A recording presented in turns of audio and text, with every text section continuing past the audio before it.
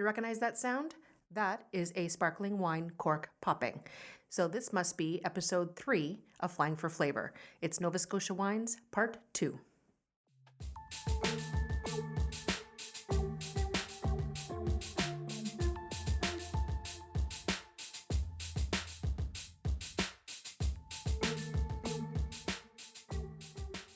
So if you're listening to this episode, that must mean that you not just like wine, but you really enjoyed listening and learning a little bit more about the wine region in Nova Scotia.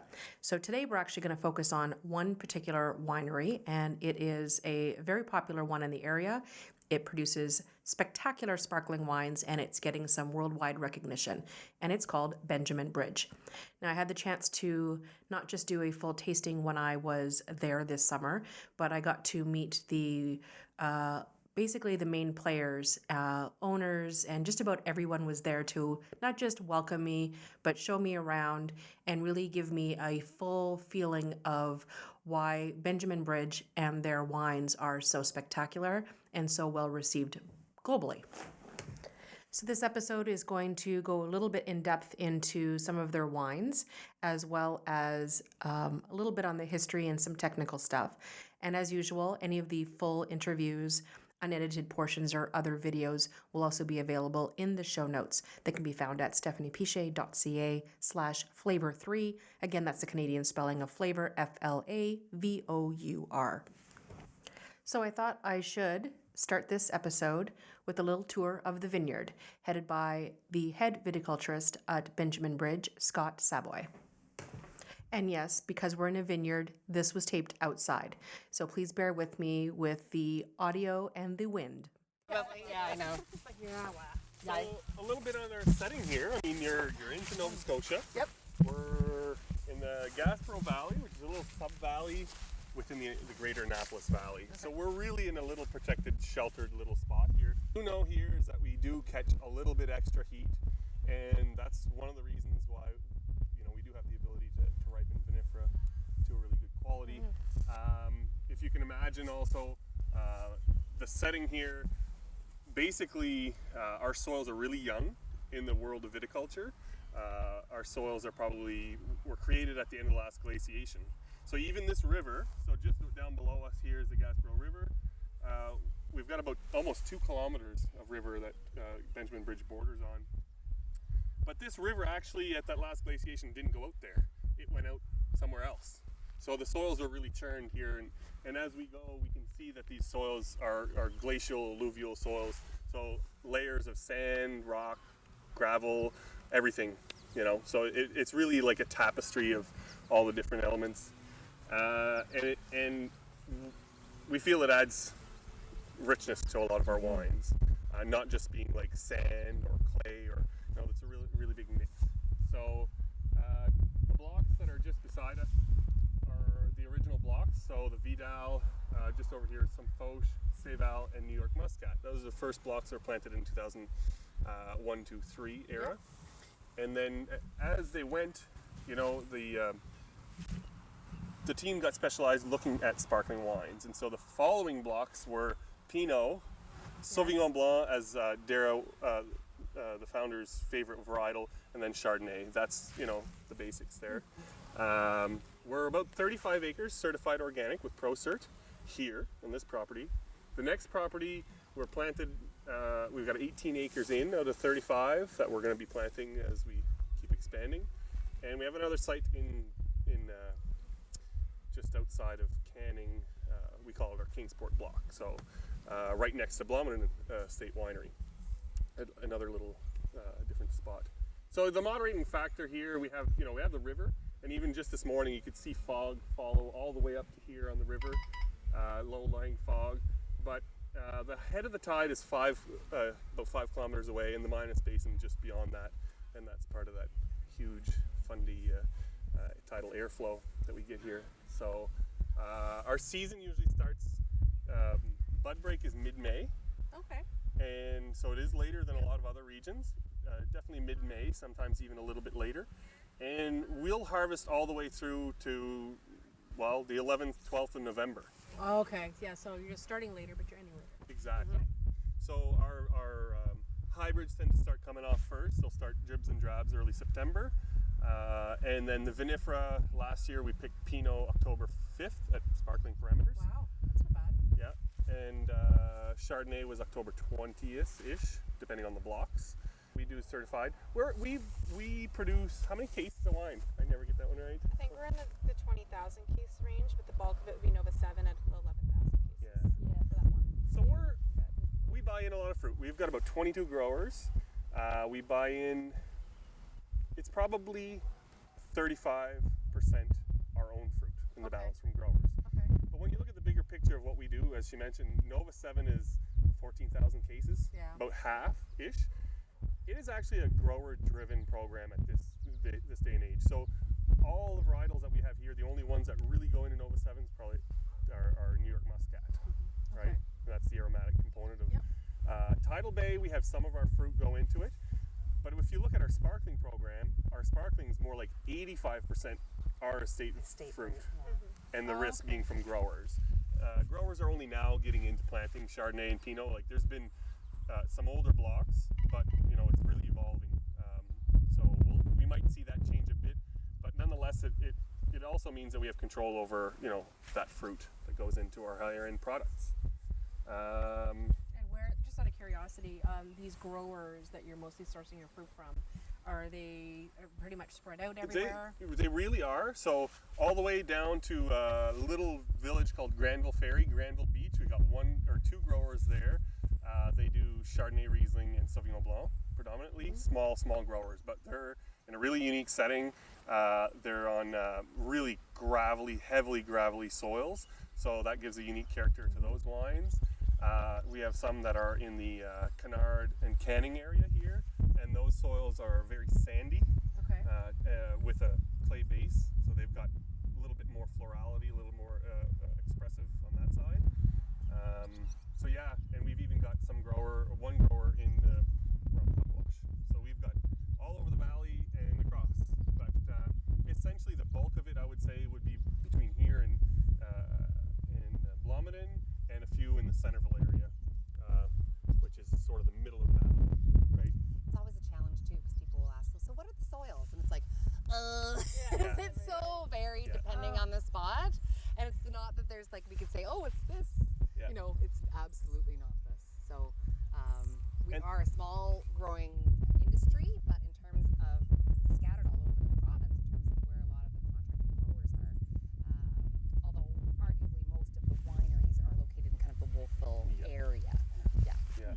And it's great because it's really allowing us year in, year out to be evaluating each of the little microsites, because within our within the vinifera, most of it goes to barrel. Every lot is identified, each barrel, and then when we do our tirage, the qualitative assessments, tease out blindly what is good and what is not as good. Not as good, less desirable.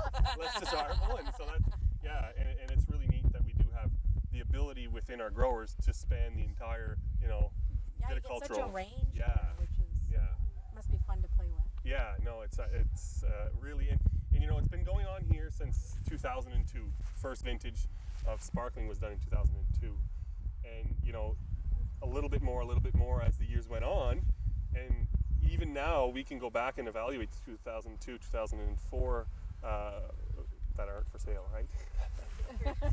But we have them in catalog, and we can go back and evaluate, what was that season like, and what was, the setting that allowed those wines to turn into what they are today.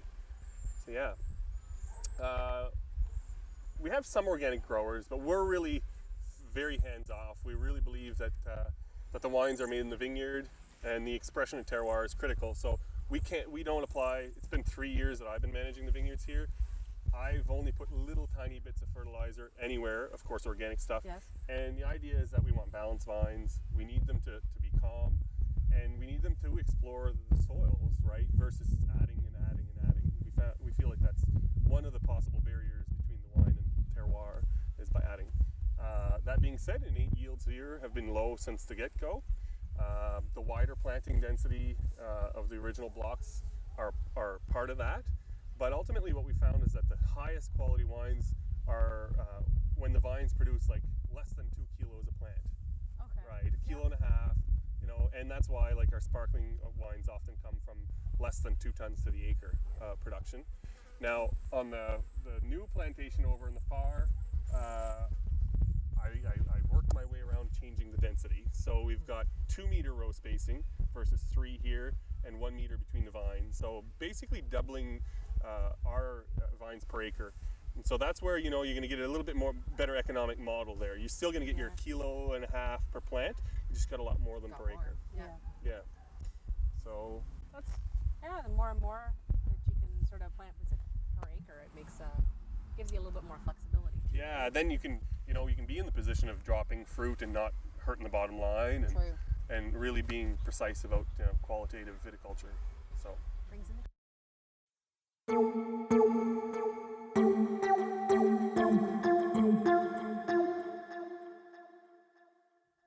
Now that we've been outside, it's time to go inside and taste some wine. First up, I couldn't start my day there without trying their Nova 7. It's their highest selling wine product. That's all prices, countries.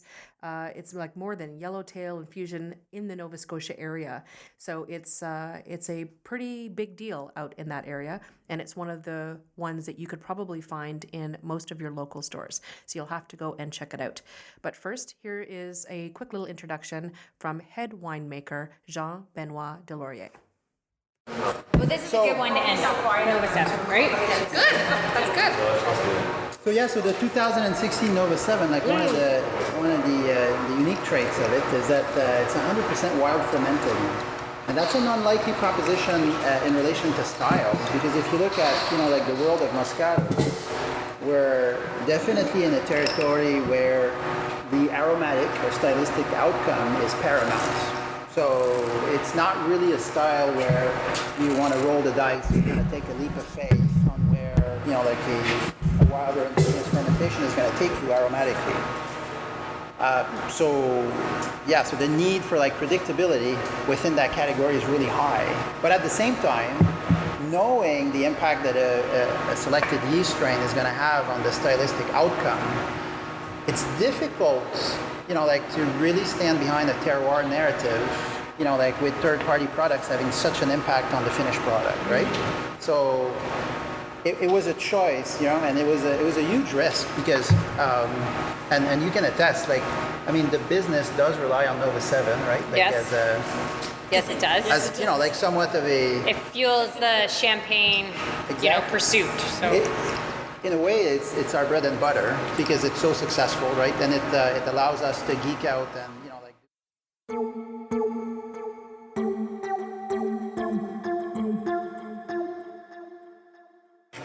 We make a fair amount of Nova 7. We make about 11,000 cases a year, and so we felt, based on where the program was going, with Scott on board, we've got like new team members, that, have, like artisan and terroir-oriented sensibilities, and kind of that, that burning fire within to always do everything we can to tell the story of the growing environment that we have. So with Nova 7, we felt what a better dramatic display of that willingness than to turn this into a wild fermented wine and actually start a transition, with natural practices, like to bring Nova 7 closer to a proper natural wine. So, so that's the story behind the 16. Because ultimately, if we are going to say that this is a transparent embodiment of the growing environment that's available around the Bay of Fundy, right?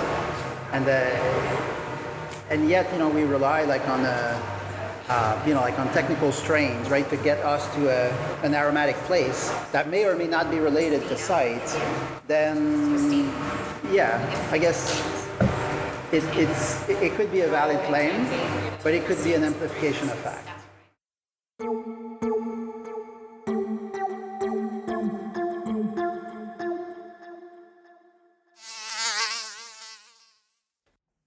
Yep, that sound means it's time again for Fly in My Soup. So this is the time of the episode where I get to rant and rave just a little bit. And since we're talking about sparkling wine today, I decided that today would be a good day to request kindly that restaurant and bar owners please teach your servers how to open and pour sparkling wine. It may sound like a bit of a stretch for those who are not in the hospitality industry, but I've talked to many servers over the years that as much as they are always either learning on the job or they have taken crash courses by their employers on presenting, selling, and pouring wine, sparkling wine seems to be sort of left on the side. And because of the high pressure in the bottle, you don't want to lose any of it. You don't want to poke anyone's eye out with a cork. So training is key. So if there's any bar or restaurant managers out there who would like some tips on training your staff on how to open, pour, and serve sparkling wines, feel free to send me an email directly and I'm happy to help. flavor@stephaniepichet.ca. Now let's go back to Benjamin Bridge Winery and continue our chat and tasting with Jean-Benoit Delaurier as we talk about their NV wines, NV standing for non-vintage. For those of you who are novice wine drinkers, especially with sparkling wine, non-vintage basically refers to the fact that they are blending different vintages or different years of wines into that one bottle. So depending on the winery and what the winemaker is actually looking to create, most sparkling wines, including champagne, are usually blends of different years' grapes. And the only time that you will see a particular year on a bottle, that means that that is considered a true vintage wine. And in champagne, of course, that'd be a vintage champagne. And that just means that the winemaker thought that the grapes that were grown and the wine that was produced in that particular year warranted a single varietal vintage. So keep an eye out for next time you're looking for sparkling wines or buying champagne, and make sure that you note the difference between a non-vintage and vintage kind. Really, like the foundation of a non-vintage program basically is that the variation between the vintages and often grape supplies, all those variations are going to be offset by their ability to rely on reserve wines and use the reserve wines like in the blending process, to always land within the territory of the house style. And so to come up with a genuine NV program, like we needed to build that inventory first. That was a prerequisite. And so that's why it's a wine that only could come, after being traditional sparkling for many years. And so what we have here is a wine that can rely on now 15 years of traditional winemaking. So there are some base wines going all the way back to 2002 in there, and that smokiness that you get on the nose, kind of that toasty, smoky kind of richness. So that would be a byproduct, some of those reserve wines, and what you can see with time is that autolytic complexity that really having a strong imprint, right, on the finished product. So that's one thing that's unique about that wine. And it's unique to the Nova Scotia wine industry, right? So because we started in 2002, it's a really unique opportunity that we have to tap into that inventory of reserve wine that was built over the years. And so there's some qualitative implications that we can see, especially on the nose, right? And then with some richness in the palate and some complexity.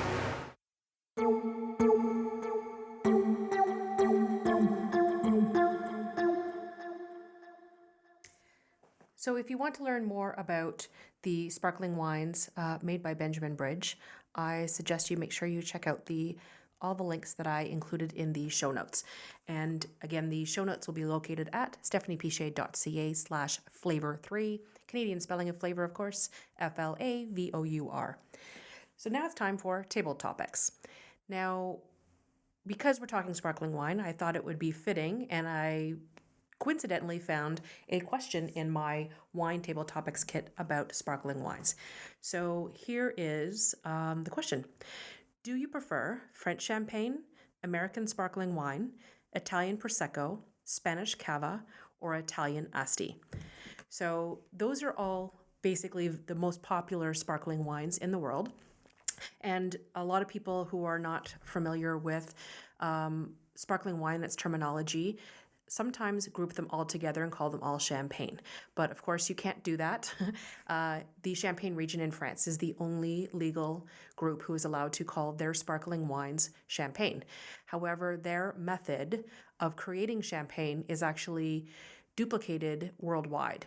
And a lot of times you'll see references to bottles that say traditional method sparkling wine or méthode classique, which is basically also one of the very popular wines that's available through Benjamin Bridge. So they use the same methods as you would in Champagne to create their sparkling wines.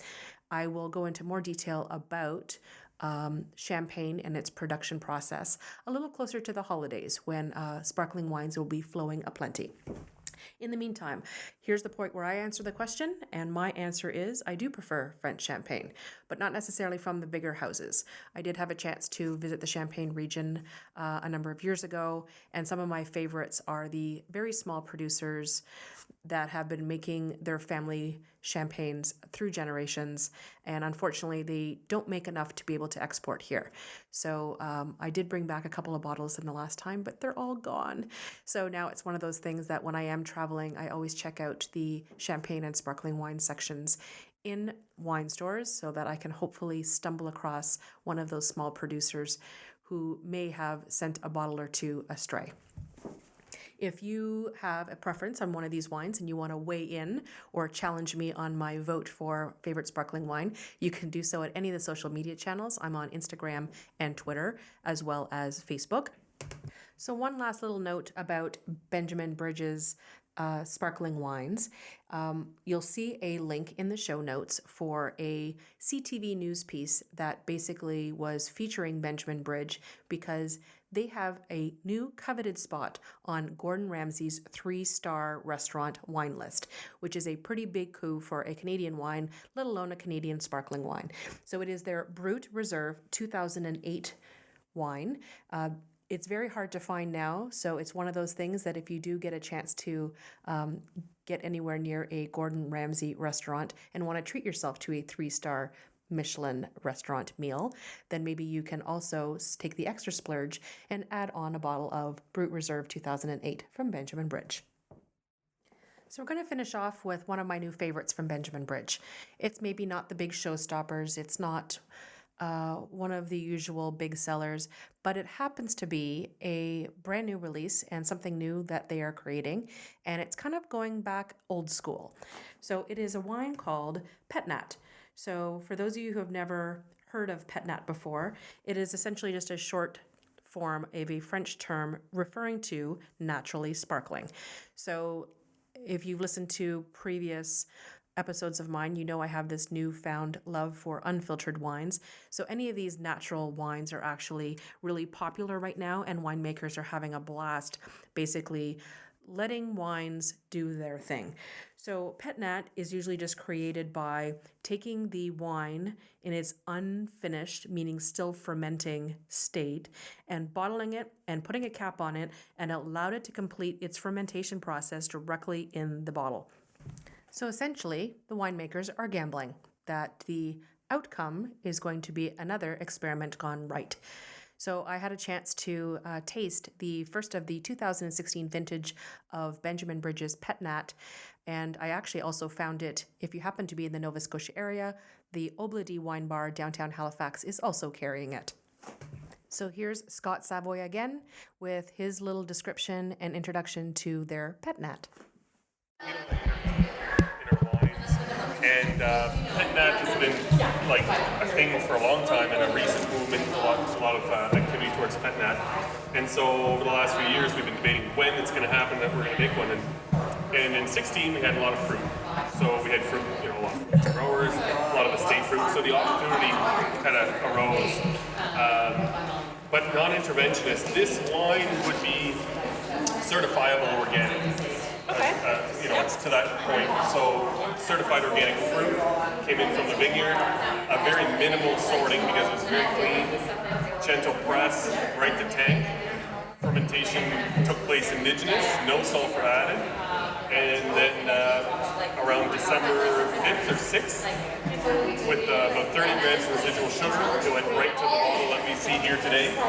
And as a new small log product that we had, we debated as a team whether or not this was going to be a disgorged Petnet. Some people think that's not true Petnet, or as you see it. So no fining, no filter, no sulfur. It is as is.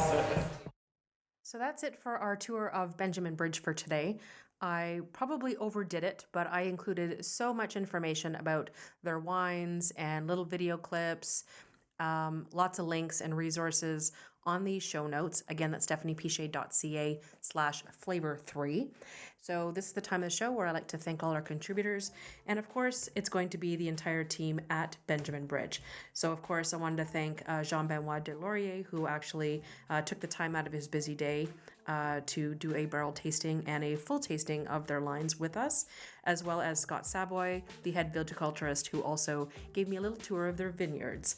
And I also want to do a special thank you to the two sisters who are kind of running the show there at Benjamin Bridge right now, Devin and Ashley McConnell Gordon. So again, make sure you visit their website. The link is provided in the show notes. And two other last little housekeeping things. One, don't forget about my upcoming, in August 2018, all-inclusive cruise down the Bordeaux in France. So the information and PDF with the flyer with our friends from Expedia Cruise Center is actually located in the show notes as well. There is only going to be a limited number of staterooms available for this hosted tour, so make sure you get your room booked quickly. And don't forget that I'm having a contest for these first several weeks of September, just to sort of get our show a little bit more well known and to thank you for listening and taking a chance on us at Flying for Flavor. So the contest is basically going to be for anyone who's living in Ontario. I will be randomly drawing a name from anyone who has subscribed to our iTunes show, and I will come to you. I'll be bringing a full 6-course wine tasting dinner for 8 people, as well as all of the wines that are included, and a big basket full of little surprises and treats from local Sudbury businesses. So make sure that you have your name in the draw, and all you have to do is basically rate us and subscribe on iTunes. Not that bad, right? Sounds good to me. So thanks again for listening, and looking forward to chatting with you once again for episode 4 coming up next week.